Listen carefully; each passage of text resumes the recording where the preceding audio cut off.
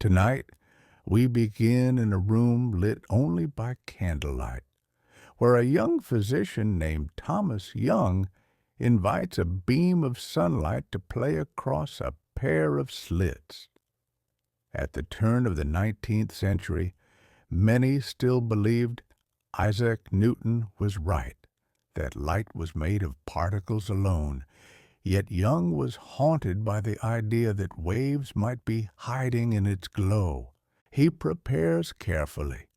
One wide slit cuts the beam into a narrow wave, and a little further downstream he divides it again into two thin openings so that the two waves ripple side by side and overlap.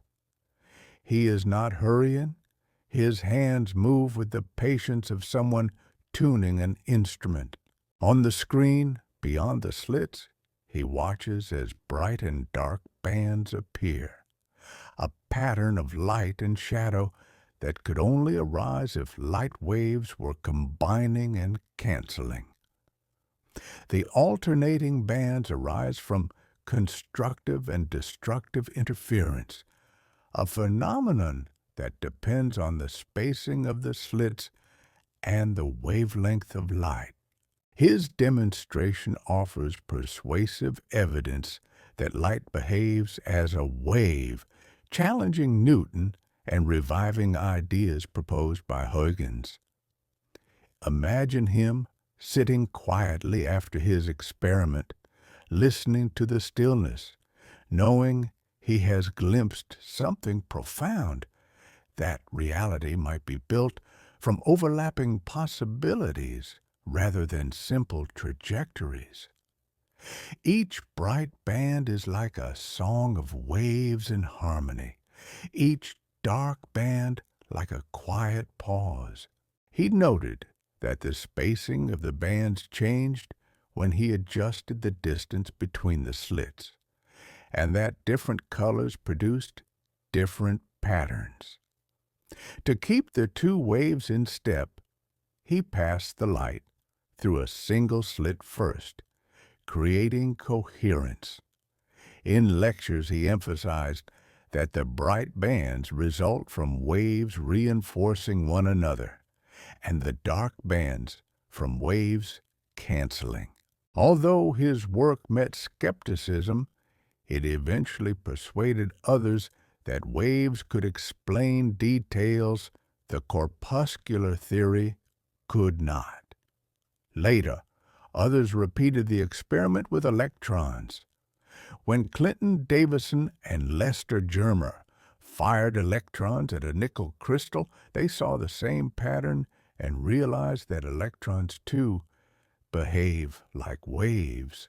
Decades later, physicists sent neutrons and even large molecules through slits and watched them build the same delicate fringes, reinforcing the lesson that wave behavior extends beyond light.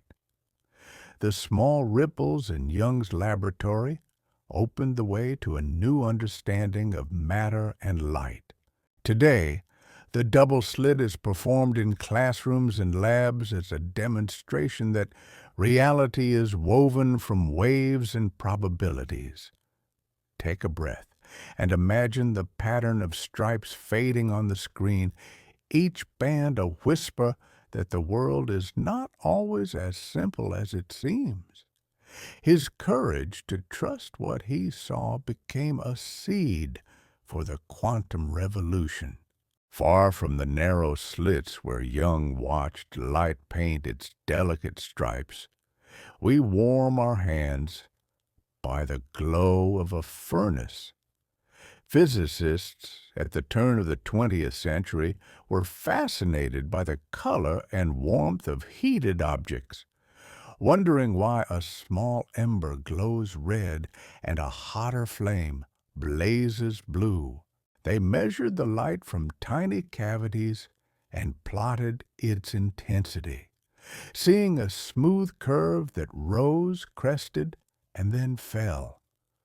Classical formulas insisted that as the wavelength grew shorter, the energy should soar without limit, predicting an ultraviolet catastrophe that never arrived. Into this puzzle stepped a quiet German physicist named Max Planck.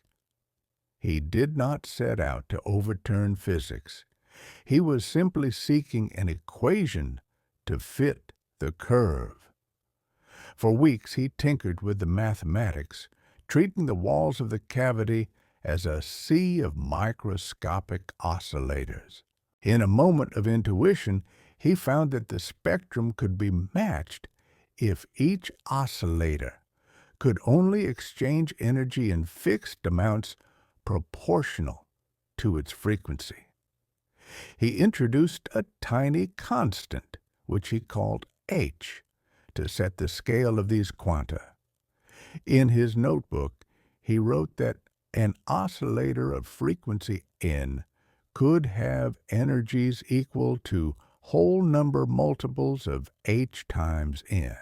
This quiet assumption swept away the looming catastrophe. At high frequencies, the quanta were large and few were excited. At low frequencies, they were tiny and many were excited. The measured curve emerged naturally, and the alarming divergence vanished. Planck presented his law in 1900 and noted privately that he had made his assumption as an act of desperation, hoping someone else would soon explain it. He did not yet believe that energy itself was discrete, but the constant he introduced refused to go away. Imagine Planck at his desk, lit by the glow of a coal fire, tracing the curve of a spectrum with his finger. He listens to the crackle of the embers and feels a small satisfaction at having tamed a stubborn fact. What began as a modest adjustment became a cornerstone of a new understanding. Today, we recall Planck not for the hours he spent fitting curves, but for the constant that bears his name and for the courage to entertain an idea he did not fully accept. As night settles, think of the red glow of coals fading to black, and feel how a simple question about heat opened a door into the quantum world. In 1925, a 23-year-old physicist fled both pollen and intellectual frustration by sailing to the treeless island of Helgoland. Werner Heisenberg could no longer make sense of electrons circling like planets. The calculations of the old quantum theory were breaking down. On the island, he vowed to ignore unobservable orbits and work only with quantities that could be measured, such as the frequencies and intensities of light emitted by hydrogen. He arranged these quantities in tables and noticed that ordinary multiplication of the tables failed to reproduce the spectral lines. The order of multiplication mattered. This new non-commuting arithmetic became the foundation of matrix mechanics. He wrote to Wolfgang Pauli that his goal was to kill the concept of electron paths, and with Max Born and Pascual Jordan, he developed a theory in which there are no orbits, only relations between observable transitions. Abstract and startling, matrix mechanics, nevertheless, matched the data and formed the first complete formulation of quantum mechanics. Later, it was shown to be mathematically equivalent to Schrödinger's wave description of particles. Heisenberg later recalled working through the night and feeling clarity as dawn broke over the island. As he examined his matrices, Heisenberg realized that the failure of position and momentum to commute was more than a mathematical curiosity. The more precisely one quantity is known, the less precisely the other can be. He wrote an inaccuracy relation stating that the product of uncertainties in position and momentum can never be smaller than a constant that includes Planck's h. Later refinements added factors like 2p, but the essential message remained: nature does not permit simultaneous exact knowledge of both. This is not just because measuring position disturbs momentum. It reflects an intrinsic property of quantum systems. Pinning down an electron's position requires interacting with it in a way that blurs its motion. Letting its position spread gives its momentum a sharper value. The same idea applies to other pairs, such as energy and time. The uncertainty principle underlies the probabilistic behavior of atoms, molecules, and everything built from them. The idea can feel unsettling, yet it offers a gentle lesson about living with limits. Picture Heisenberg walking along a wind-swept cliff, letting go of the need for certainty. The same breeze that eased his hay fever carried away the last remnants of the old atomic picture. Accepting that some aspects of nature cannot be fixed invites a quiet peace. As you drift toward sleep, think of mist softening the horizon, and of how the quantum world finds harmony in trade-offs. There is solace in the fact that perfection is impossible, and that understanding grows in the soft spaces between certainties. Snow dusted the mountains when Erwin Schrödinger retreated to a chalet in the winter of 1925, carrying a question that would not go away. He wanted a concrete picture of the quantum world, something more visual than the abstract symbols of matrix mechanics. Inspired by Louis de Broglie's idea that matter has waves, he searched for an equation to describe them. In the quiet of his room, he combined de Broglie's wavelength with classical energy and wrote down what is now called the Schrödinger equation. When he solved it for hydrogen, the results matched the spectral lines perfectly. In wave mechanics, electrons are not tiny planets, but standing waves wrapped around the nucleus. The quantized energies arise because the wave must fit smoothly around the nucleus. The equation brought with it a new concept, the wave function phis. Schrödinger initially thought of it as a real wave, but Max Born proposed that +2 gives the probability of finding a particle at a point. Electrons became clouds of possibility, dense where +2 is large, sparse where it is small. Wave mechanics could explain why certain orbitals exist and why transitions produce specific frequencies.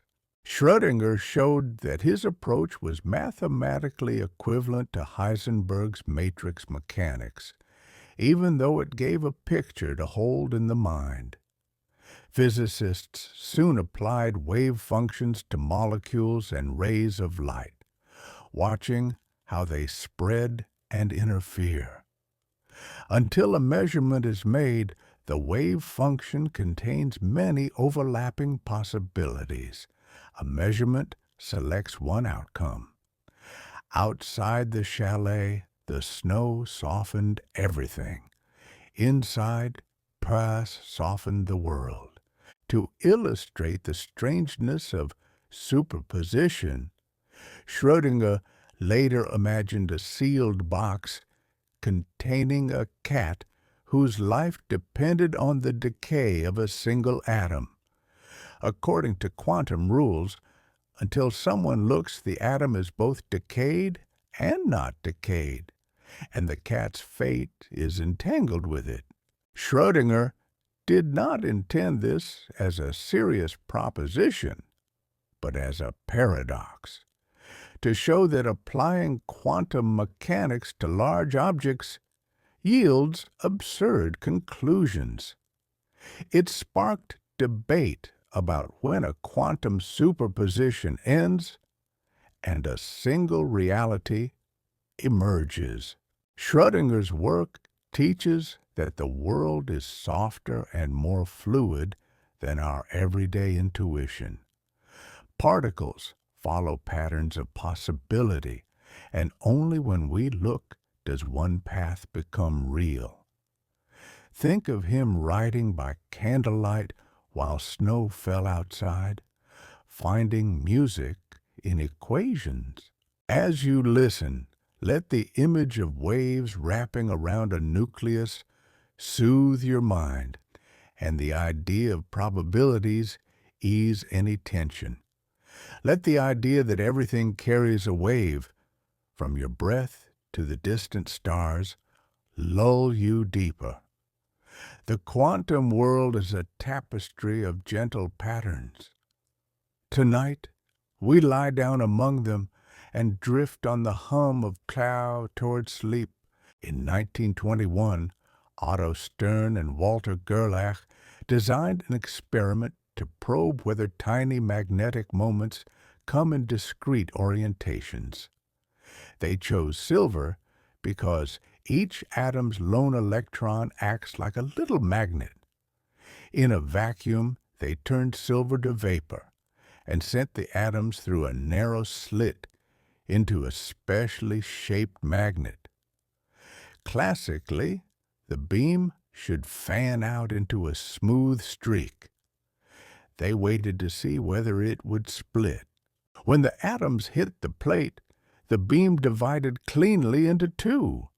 There was no blur, only two sharp spots separated along the vertical axis, as if tiny hands had chosen one of two rungs on an unseen ladder. Each atom had been deflected either up or down by the same amount. The result showed that angular momentum and magnetic moment have quantized directions. What had been an abstract idea now appeared in a layer of silver on glass. The two lines never blurred or multiplied. The world was whispering a binary answer. The experiment persuaded many doubters that something discrete lies beneath the smooth appearance of matter. Spin is a quantum property that resembles rotation, but has no analog in everyday spinning bodies. For particles with spin 1/2, only two projections are possible along any axis. Measuring the spin along one direction yields either up or down. If you measure along the vertical axis, you cannot know anything about its value along a horizontal axis. The measurement changes the state and resets the coin. The Stern-Gerlach apparatus prepares atoms in a definite spin state, and passing them through a second magnet oriented differently produces a new split. It is as if the atoms must answer a new question each time, with no memory of the previous answer. Spin is woven into the mathematical structure of quantum mechanics and shows how measurement influences reality. This seemingly esoteric property has shaped our world. Magnetic resonance imaging uses spin to see inside bodies without cutting them open. Spin determines why some materials are ferromagnetic and others are not, and it determines how atoms line up in the presence of a field. In quantum computing, the two spin states of an electron or nucleus serve as quantum bits that can be both up and down at once until measured.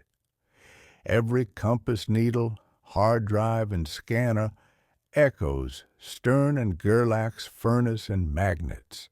Close your eyes and imagine a stream of tiny atoms passing through a field and leaving only two marks. Think of how the world of possibilities narrows to a binary choice when we observe. On the scale of the everyday, many outcomes seem continuous, yet deep down, each choice is built from quanta. The quiet splitting of the silver beam whispers that the universe is built on discrete yeses and nos. As you drift toward sleep, picture yourself as a tiny magnet aligning with a gentle field, poised between up and down, waiting for dawn. Paul Dirac was not a typical physicist. Quiet and precise, he sought equations that looked as beautiful as they were true.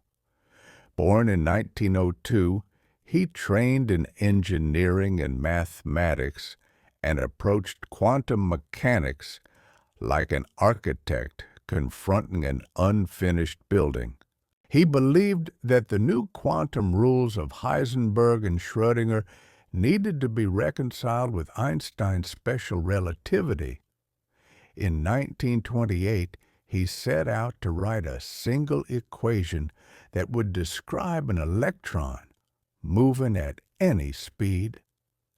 He was famous for succinct answers and let his equations speak for him. Working mostly alone, Dirac developed a relativistic wave equation with 4-component spinors and matrices that automatically built in the electron spin and magnetic moment. The equation married quantum mechanics and relativity elegantly, predicting that particles with spin behave naturally in a relativistic world. It also produced negative energy solutions that he interpreted as filled states forming a sea. A vacancy in this sea would appear as a particle identical to the electron, but with positive charge, a prediction of antimatter. Many were skeptical, but Dirac trusted his mathematics. He said he followed where the algebra led, trusting that simplicity in mathematics reflects a deeper simplicity in the universe. In 1932, cosmic ray experiments by Carl Anderson revealed tracks of a positively charged particle with the same mass as an electron. The positron had been found. Dirac's postulated holes were real. He shared the 1933 Nobel Prize for this insight. Today, positrons are created in accelerators and natural processes. When a positron meets an electron, they annihilate into light. Positron emission tomography uses this process to map the metabolism of living tissue. The existence of antimatter also speaks to the balance of matter in the early universe. Dirac's equation laid the groundwork for quantum electrodynamics and quantum field theory. It showed how particles can be created and destroyed and how they interact through exchanges of photons. Technologies such as lasers, semiconductors, and magnetic resonance rely on concepts that trace back to his work. Dirac believed that beauty is a guide in physics. His equation still stands as one of the most elegant structures in science and reminds us that the world is built from simple but subtle symmetries. As you relax, imagine a quiet mathematician sketching symbols that suddenly reveal a hidden partner to every particle. Think of the symmetry of nature, that for an electron there is a positron, and that the universe balances its accounts with care. Let the thought of electrons and positrons dancing into and out of existence be a lullaby. The patterns of the quantum world are precise and gentle. Rest now, knowing that even in the smallest equations, there is harmony. Good night. In 1935, Albert Einstein, Boris Podolsky, and Nathan Rosen proposed a thought experiment to claim quantum mechanics was incomplete. They imagined two particles that once interacted, then flew apart. Quantum theory says measuring a property of one, such as position, lets you predict the same property of the other. Einstein argued this meant there must be hidden variables, or else an influence would travel faster than light. He dubbed the predicted correlation spooky action at a distance and insisted on a deeper layer of reality. Niels Bohr replied that nothing travels between the particles. Rather, the pair must be described as a single entity. Erwin Schrödinger coined the word entanglement for such correlations and noted that in an entangled state, the whole is complete, but the parts have no separate identities until measured. He described the phenomenon as Verschränkung, a weaving together that cannot be undone. The choice of what to measure on one particle determines which property of the pair becomes definite. Einstein and Bohr never resolved their disagreement, but the idea of entanglement took root. For decades, entanglement was a philosophical puzzle. In 1964, John Bell derived an inequality that any local hidden variable theory must obey. Bell's results showed that if quantum predictions were right, then any theory preserving both locality and realism would fail. Quantum mechanics predicts and experiments observe violations of this inequality. In the 1970s and 80s, John Clauser, Alain Aspect, and others sent entangled photons through filters and compared their polarizations. Aspect's team changed detector settings during the flight to exclude signals. Subsequent tests with ions, superconducting circuits, and cosmic sources closed remaining loopholes.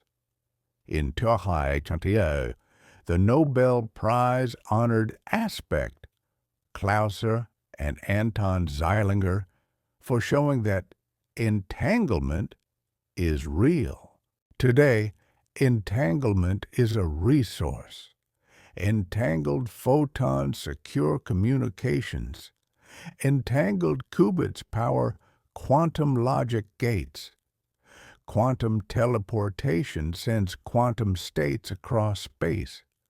Even atomic clocks use entanglement to improve precision. What began as a challenge to completeness now underpins technologies that harness correlation rather than fight it. Imagine two tiny sparks launched in opposite directions, sharing a secret handshake from their encounter. When you look at one in a certain way, the other responds without sending a message, not because a signal travels between them, but because they were set up that way. Entanglement hints that separation is not absolute, and that connection can persist across distance. Even when you feel alone, there are unseen bonds linking you to others. Let this idea settle like a gentle reminder that you are part of a web of relationships. The quantum world whispers that nothing stands completely alone. Drift off, knowing that subtle threads connect everything. Good night. In the summer of 1913, a tall Danish physicist sat at a desk in Copenhagen with papers strewn across the table. Niels Bohr was working out how atoms could be both stable and yet emit light at discrete colors. Ernest Rutherford had recently shown that atoms consist of a tiny positive nucleus surrounded by electrons. But classical physics predicted that those electrons should spiral inward, radiating energy and collapsing the atom. Bohr thought of Planck's constant and wondered if it might rescue the atom from its doom. He proposed that electrons could occupy only certain allowed orbits around the nucleus, each orbit corresponding to a fixed energy. When an electron jumped from a higher orbit to a lower one, it would emit a quantum of light with a frequency determined by the difference in energy levels. These quantum jumps explain the sharp lines in the spectrum of hydrogen and the mysterious Balmer formula that had been an empirical curiosity for decades. Bohr's paper on the constitution of atoms and molecules laid the foundation for modern atomic physics. Bohr's model was half classical, half quantum. In the allowed orbits, electrons moved like planets under Newtonian gravity, but the orbits were selected by the quantization condition that angular momentum must be an integer, multiple of Planck's constant divided by 2p. Between the orbits, there were forbidden zones where electrons could not reside, no matter how hard you tried to force them there.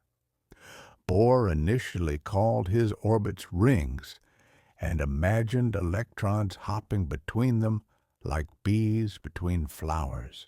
He treated hydrogen first and then helium, and though his calculations faltered for more complex atoms, the success of his simple model was startling. Physicists who were used to continuous variables now had to accept that nature has discrete layers. In the years that followed, Bohr became more than a theorist. He gathered around him a generation of young physicists, Heisenberg, Pauli, Dirac, and others, at the Institute for Theoretical Physics he founded in Copenhagen. The Institute became a haven for ideas and a refuge for those fleeing oppression. In the afternoons, they would discuss, in Danish and German and English, how to reconcile waves and particles. Bohr was known for his long pauses, for listening more than speaking, and for the phrase, "I think that's not quite right," delivered with a twinkle. He sparred with Einstein at the Solvay conferences, defending the new quantum theory with thought experiments and patient reasoning. From these debates came Bohr's principle of complementarity, announced in 1927. He argued that the wave and particle aspects of quantum objects are not contradictory, but complementary, each necessary for a full description. You cannot observe both with perfect clarity at the same time. Choosing one viewpoint excludes the other. The same goes for other pairs. Position and momentum, energy and time, count and phase, According to Bohr, the act of measurement is not passive observation, but an active part of the phenomenon. The apparatus you use shapes the answer you get. There is no underlying reality independent of all possible measurements. There are only phenomena experienced under different experimental arrangements. These ideas can feel strange, but Bohr's insistence that we accept them has seeped into our collective understanding. His complementarity principle underlies technologies like electron microscopes and lasers, which rely on the dual nature of matter and light. It also informs our daily lives in subtler ways. When we choose one perspective, we necessarily give up another. When we measure one thing, we lose sight of something else. Bohr's quiet manner masked a courageous thinker who pushed us to embrace ambiguity. Picture him in his study, a pipe in hand, considering the orbits of electrons as they jump and flash. Imagine him and Einstein walking beside Lake Geneva, debating whether the moon exists when no one looks at it. In Bohr's view, the moon is not so much out there as it is in the context of our experience. As you lie back, let his calm voice guide you toward acceptance of complementary truths. The world is both particle and wave, both knowable and unknowable. This gentle paradox can be a comfort. Max Born was a quiet mathematician with a gentle demeanor, more comfortable with abstract symbols than with physical apparatus. As quantum theory emerged, he saw that the new wave functions were not like classical waves on a string. In 1926, working at his desk in Göttingen, he realized that the complex waves described by Schrödinger's equation could not directly tell you where a particle was. They could only yield probabilities. When he calculated how electrons scatter off atoms, he found that the intensity of the wave at a point, the square of its amplitude, matched the likelihood of finding the electron there. This insight, published in a short paper, introduced the statistical interpretation of quantum mechanics. The world at small scales, Born suggested, is not governed by certainties, but by weighted possibilities. His simple rule elegantly bridged the abstract maths and the results seen in laboratories. Born's idea changed the meaning of the wave function. It was no longer a tangible oscillation, but a carrier of information about what might happen. Quantum mechanics became a theory of patterns and outcomes rather than of hidden trajectories. Many physicists were unsettled. Einstein objected, writing to Born that God does not play dice. Born replied that perhaps we cannot know the game God plays. He defended the probabilistic view, arguing that quantum theory does not predict individual events, but statistical distributions of many events. Over time, experiments confirmed his interpretation. The statistics of radioactive decay, the patterns in diffraction, and the outcomes of scattering all followed Born's rule. His approach removed the need to imagine electrons moving on mysterious paths between measurements. Born's life was touched by turbulence. He taught and mentored a generation of physicists in Germany, until the rise of the Nazi regime forced him to leave in 1933. He settled in England, where he continued to teach and refine quantum theory. In letters to colleagues, he wrote of how mathematics offered solace amid upheaval. He returned to Göttingen after the war, and in 1954 received the Nobel Prize for his fundamental research in quantum mechanics and his statistical interpretation. He lived to see his rule become a cornerstone of every quantum calculation, from chemical bonds to particle collisions. Reflect on the idea that the world at its base is probabilistic. There is something calming in accepting that not everything can be predicted with certainty. Bohr taught that nature offers us a range of possibilities and invites us to discover their relative weights. His work reminds us that uncertainty is not chaos. It is a pattern, a rhythm, a softness. As you breathe deeply, imagine probabilities flowing like gentle waves around tiny particles, shaping where they might be. There is comfort in knowing that even in uncertainty, there is order. If Max Born spoke in quiet equations, Richard Feynman spoke with wild gestures and laughter. Born in 1918 to a family in Queens, Feynman loved to take things apart. Radios, wagons, ideas. During the Second World War, he joined the Manhattan Project, bringing his sharp wit to the most secret of laboratories. After the war, as a young professor at Cornell, he looked for a new way to calculate quantum processes. The existing formulations were powerful, but abstract. Feynman asked whether there might be a more intuitive picture.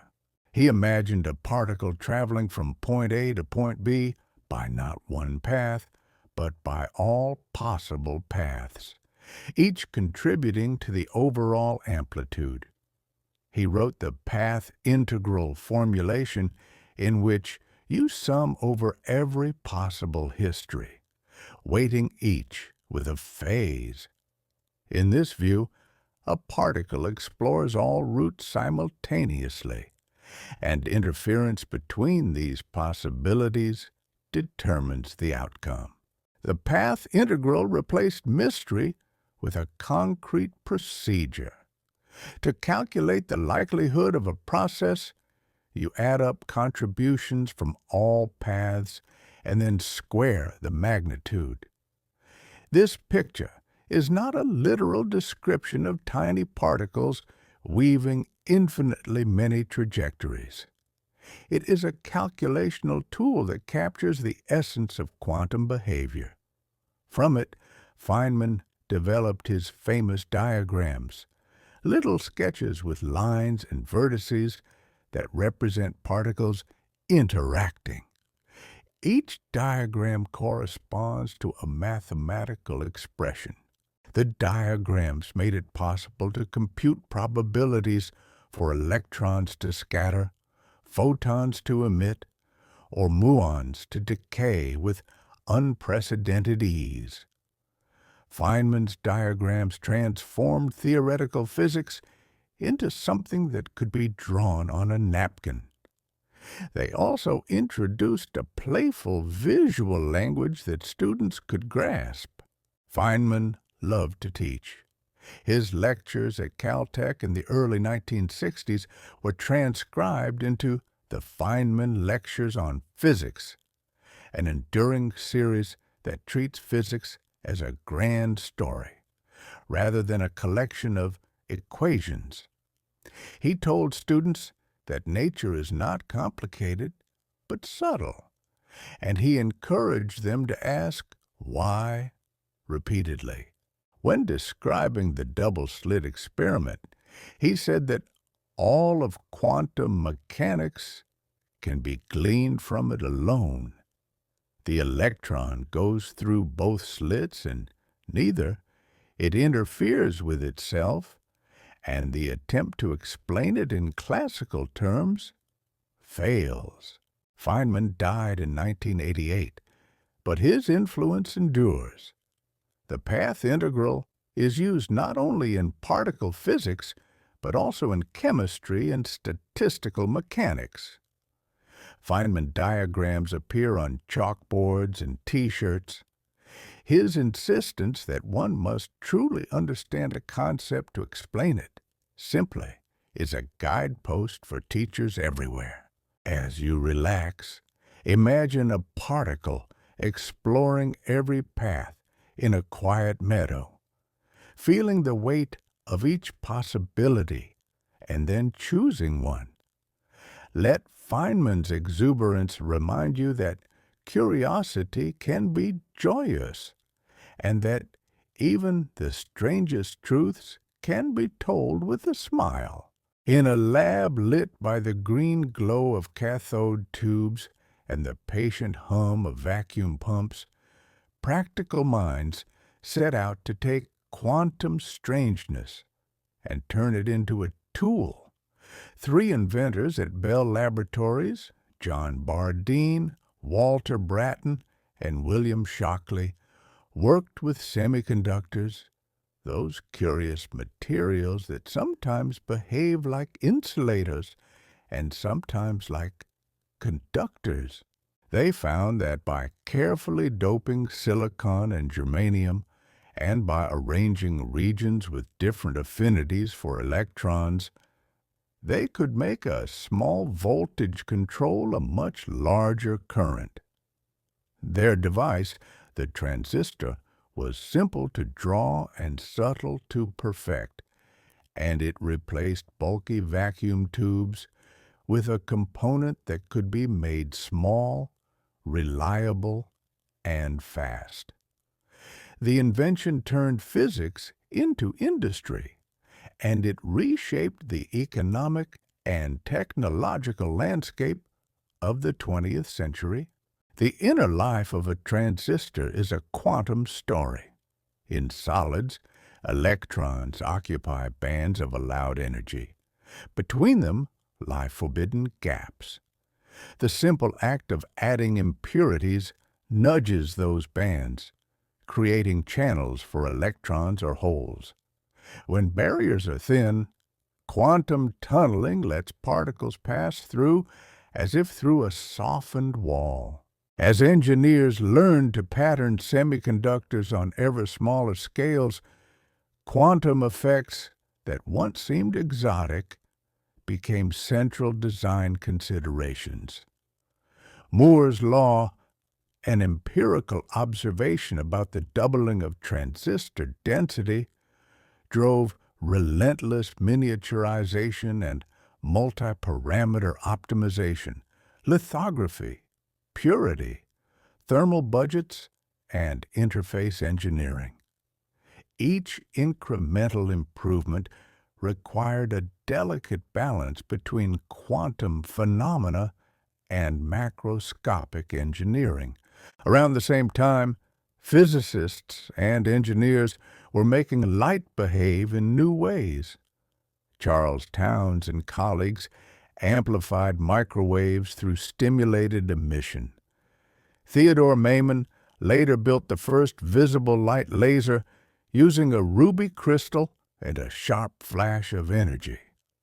A laser produces photons marching in lockstep, identical in phase and direction, and its applications multiplied rapidly. Lasers cut and measure, heal and read, communicate and record. From barcode scanners to fiber optic cables carrying the backbone of global communications, lasers became tools for precision and speed. In every case, the underlying physics is quantum mechanical, and the practical discipline of producing reliable beams demanded both theoretical insight and meticulous craftsmanship. Beneath the headlines of invention, there was always a long apprenticeship in technique and craftsmanship. The practical arts of science, how to solder a connection, how to wire a circuit to avoid stray capacitance, how to keep a crystal free from contamination, are as essential as the equations. Together, they let ideas move from thought to product. Each small, steady step was a quiet victory that accumulated into transformative change. With transistors and lasers established, the 20th century became a workshop where quantum rules met human needs and where abstract principles were turned into everyday instruments. Solid-state physics matured into engineering. Diodes and p-n junction steered current, integrated circuits packed millions of switches into a single chip, and semiconductor fabrication became an art of cleanliness and precision. The patterns that control electrons are written in lithographic light and chemical baths, and every etched line owes its existence to an understanding of band structure and carrier dynamics. Clean rooms became cathedrals of process control. Engineers learned to coax reliable behavior from materials that only weeks earlier had seemed temperamental. Laser physics advanced from tabletop curiosities to precise instruments. Stimulated emission allowed scientists to produce beams of astonishing purity and coherence. These beams probe matter, weld steel, heal tissue, and carry encoded signals through glass. Laser spectroscopy revealed the fingerprints of atoms and molecules, enabling chemistry and medicine to measure with new subtlety. In factories, lasers carve microstructures. In communication networks, they carry encoded streams across continents. The elegant mathematics of quantum transitions became the practical language of design and calibration. The marriage of quantum theory and industrial-scale fabrication reshaped society. Electronics enabled computation, communications, and control. Optics enabled sensing and long-distance links. Technologies we now take for granted, smartphones, satellites, medical scanners, trace their lineage to a few equations and decades of steady engineering. The quiet utility of these innovations is a testament to the patient work of many minds and to the way small, reliable improvements aggregate into cultural transformation. Think for a moment of a simple device in your pocket. The screen that lights, the radio that finds a signal, the sensors that guide navigation, all resting on quantum behavior, contained and tamed by human skill. In the late 20th century, a new idea gathered momentum. What if computation itself could be reimagined using quantum rules? Richard Feynman and David Deutsch suggested that simulating quantum systems on classical machines was inefficient and that the best simulators would be quantum. The basic unit of such a machine, the qubit, can be 0 and 1 at once, a superposition of states until measured. Collections of qubits can entangle so that their joint state carries correlations impossible for classical systems. These properties offer pathways to parallelism and novel algorithms that exploit interference between computational paths.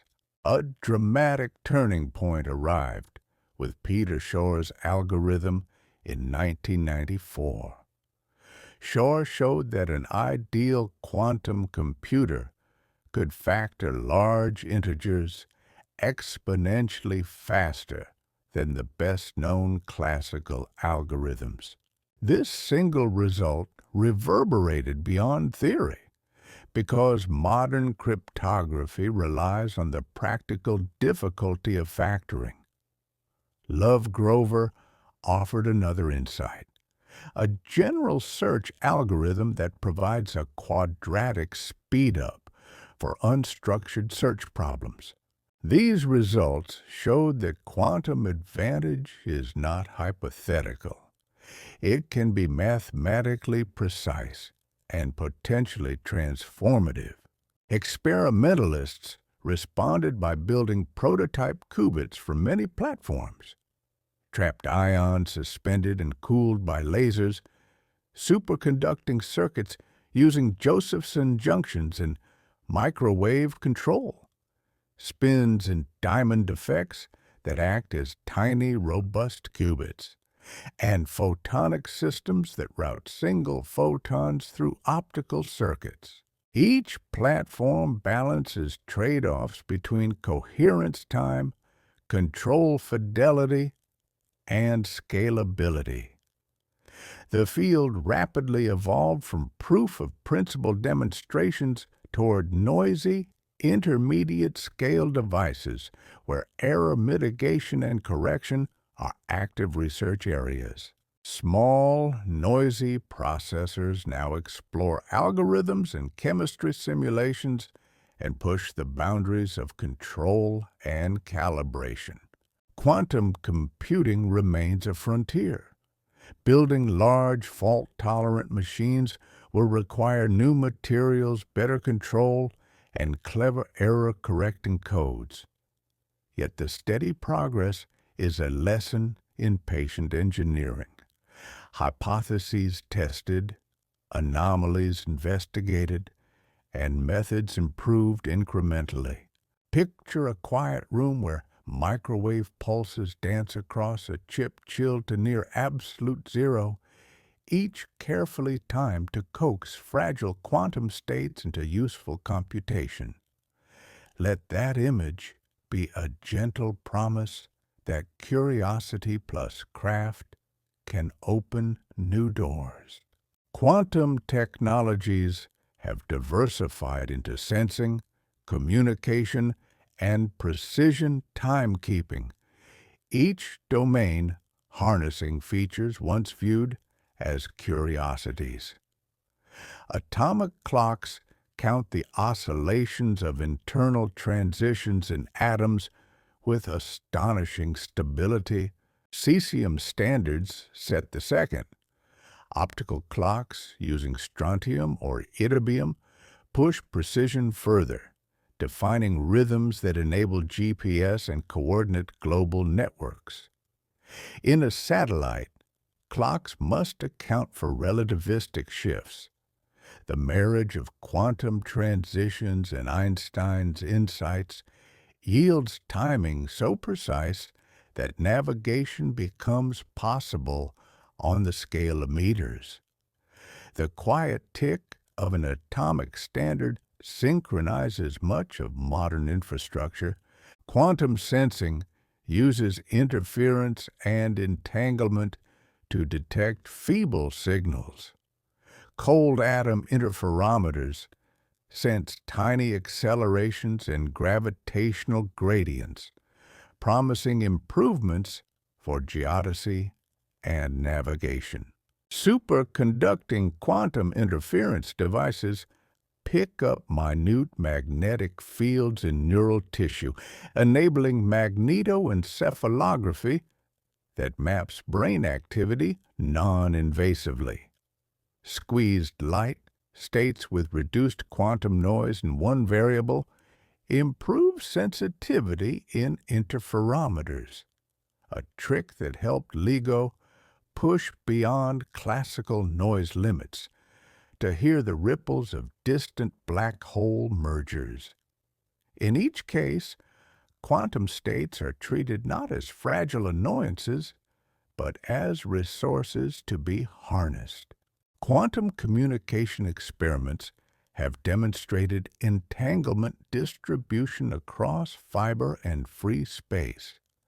Satellites now relay entangled photons between ground stations.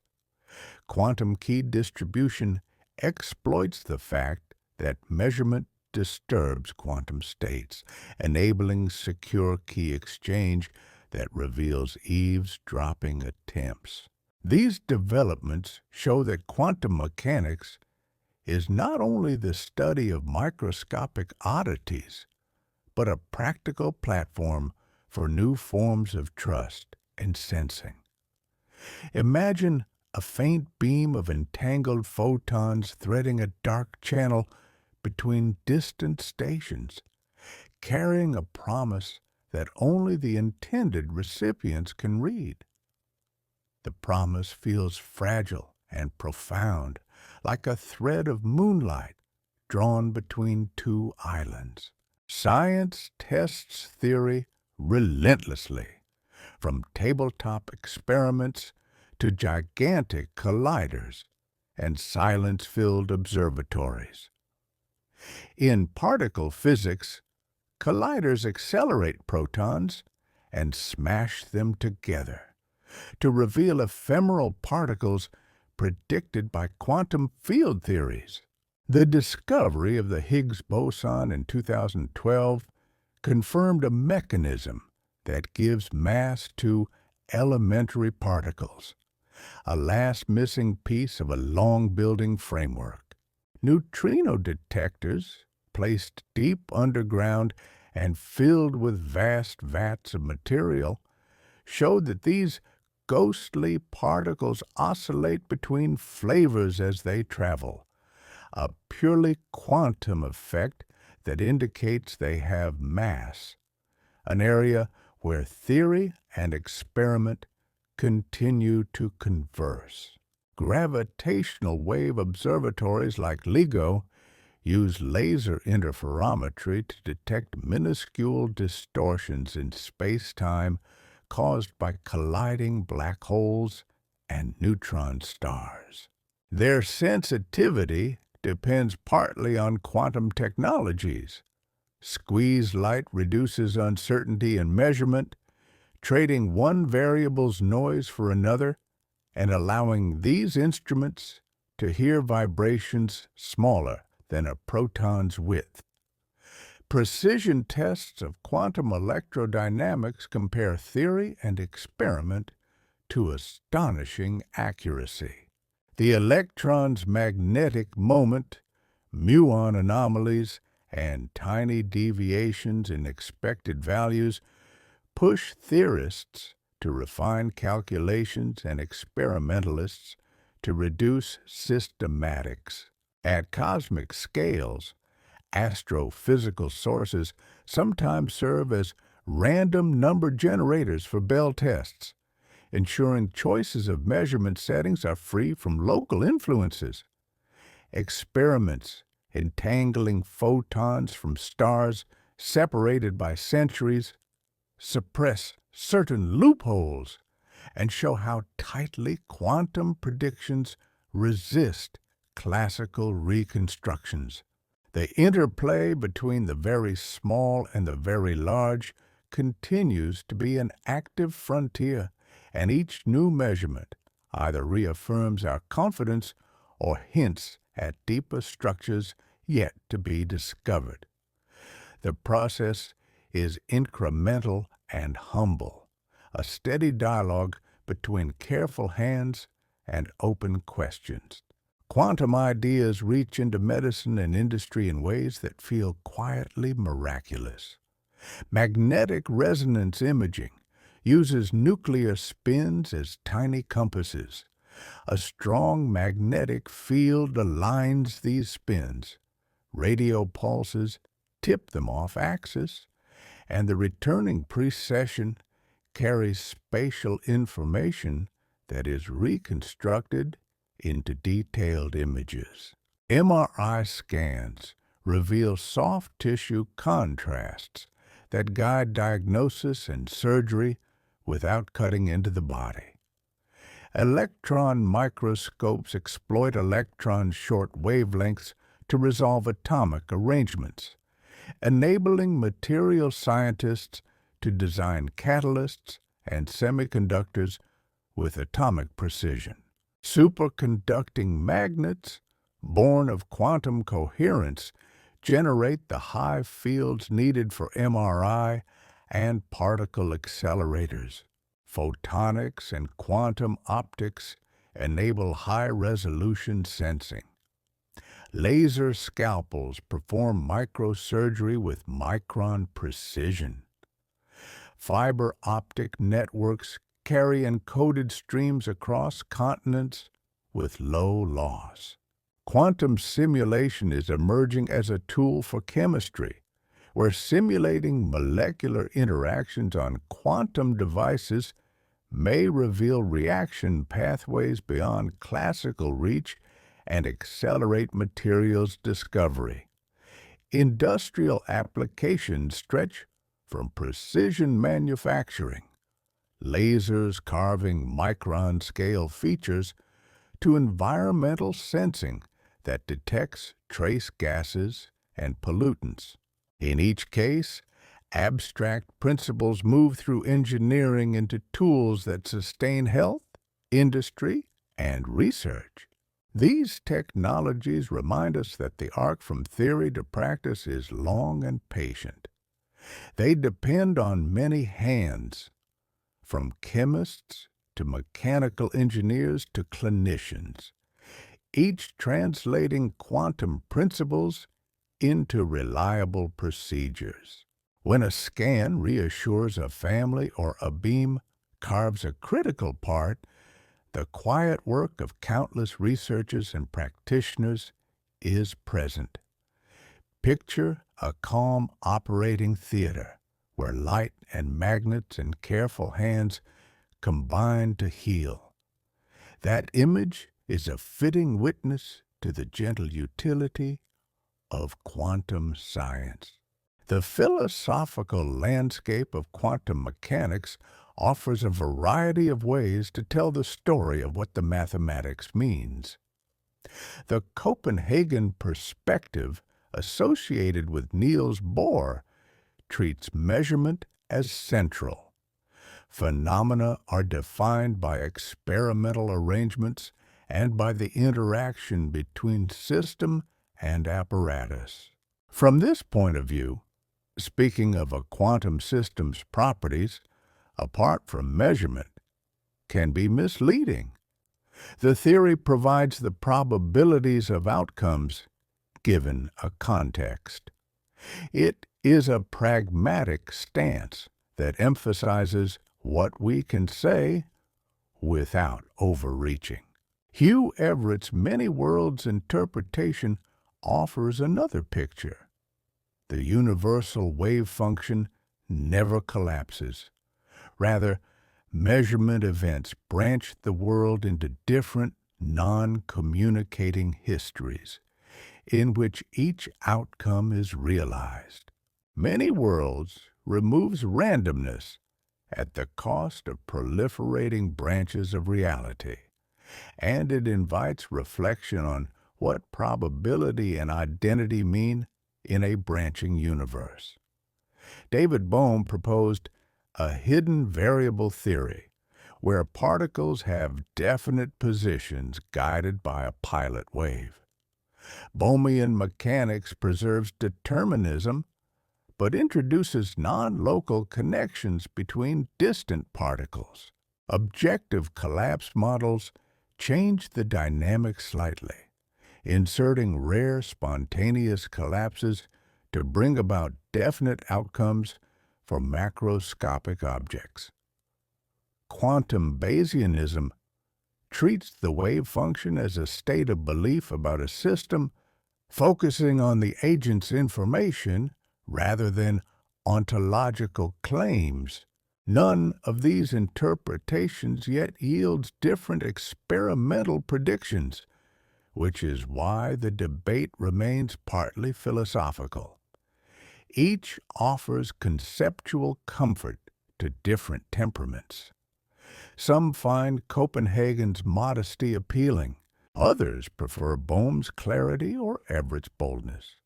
The plurality of views is itself a sign of intellectual health, a recognition that the mathematics can be used as a tool while we continue to ask deeper questions about meaning. Let that open space be part of your rest. Not everything must be settled for the night to be quiet.